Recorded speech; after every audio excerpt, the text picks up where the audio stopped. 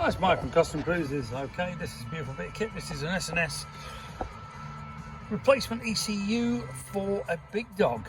Okay, even the X wedge, this will replace the ECU, and this can be programmed for a much better map than the original Big Dogs came with. So you can actually add wideband sensors which will auto tune as well, or will give you a much better tuning range compared to the normal narrow bands. Or if you haven't got any at all on your Big Dog, in other words, if it's one of the early ones, it's actually well worth adding the wideband sensors into the exhaust.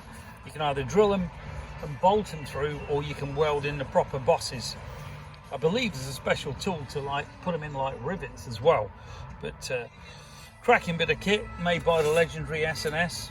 Comes with all the software. If you're interested, give us a bell, 01773835566, CustomCruisers.com, or the new site CustomCruisersLimited if it ever gets done. Thank you.